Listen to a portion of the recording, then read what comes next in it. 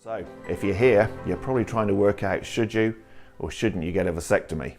Well, in the next few minutes, I'm going to share with you pretty much all the things you need to know to help you make that decision. And by the end of this, I'm going to go through a few things that most doctors won't even tell you about vasectomies. So, let's look at vasectomy. Without doubt, the most effective form of contraception. Comparing it to other forms of contraception, it is 10 times better than a woman having her tubes tied. Now, that's pretty good. For every woman who has her tubes tied, about 1 in every 200 of them still get pregnant. For every guy who has a vasectomy, only 1 in every 2,000 of them will end up causing a pregnancy future. So 10 times better than that. And better still than all of the reversible forms of contraception. The best ones, like intrauterine devices or progesterone implants, have a failure rate similar to a woman having her tubes tied. And then it just gets worse from there. With the contraceptive pill, your chance of getting pregnant is about 1 in 50 every year.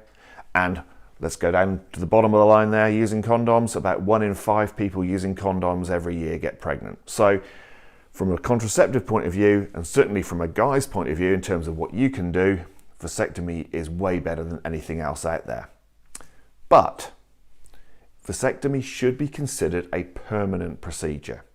Now, that's not to say there aren't any reversal operations, of course they are, but they are really expensive, usually 20 times more expensive than a vasectomy itself, and more importantly than that, I suspect, they don't always work. Really well, but not always. So potentially, once you've had a vasectomy, you might be in that group of guys that it can't be reversed for. So one of the biggest things you need to think about before embarking on a vasectomy is you need to be as clear as you can be in your mind that you never ever want to have a child genetically related to you again in the future. So think about it, stop, think about it, and think about it again. Do not make this decision on the spur of the moment. Do not make this decision at the end of a bad row of nights when children have been awake and you're tearing your hair out.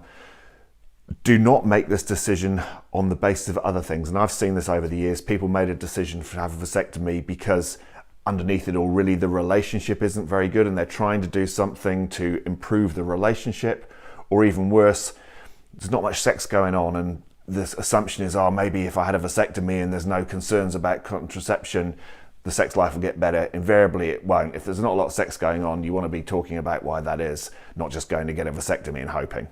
So let's make that decision slowly, carefully, usually in good discussion with your partner if you've got one. But having said that, I meet a lot of guys who are single and want to make the decision for themselves. In the future, whoever I meet, I don't want any more children.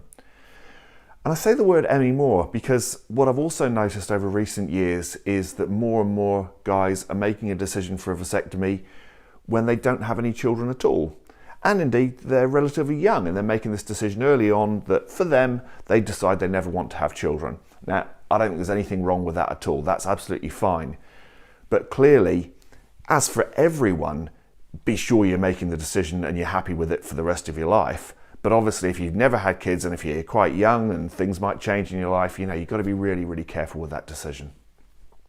But if you've given it plenty of time to think about, you know you don't want kids in the future, your relationship's good, or you're just making it for yourself and you're just happy with that decision, then you are then choosing a contraception that, for guys, pretty much the only thing that we have within our control to make that decision to not have children in the future.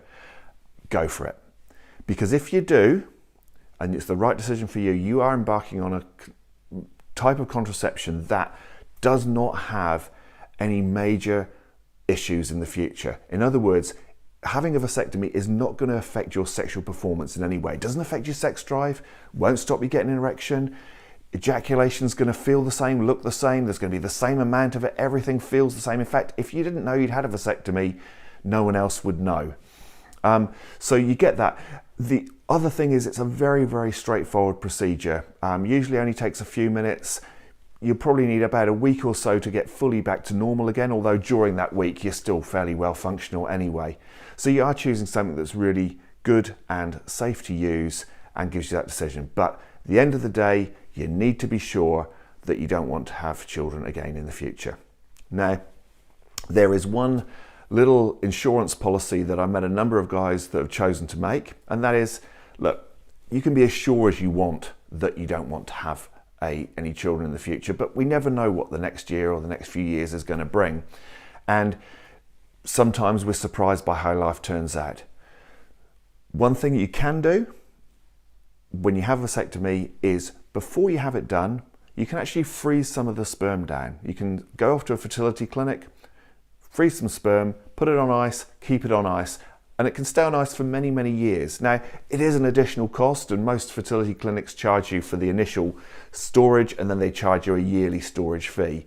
But it does mean that somewhere locked away is some of your genetic material in the form of sperm that in the future, should you ever have a mind change and not want to go back through reversal operations, you can still access, and you can use that for IVF purposes. So not particularly natural, but there is a little insurance policy there in the future that doesn't cost that much in terms of things, and at the same time doesn't do anyone any harm either. So it is something else to consider when you have a vasectomy if you're the extra cautious type. Having said that, 99% of guys who go forward with a vasectomy do so as sure as they can be and just accept that as one of life's decisions.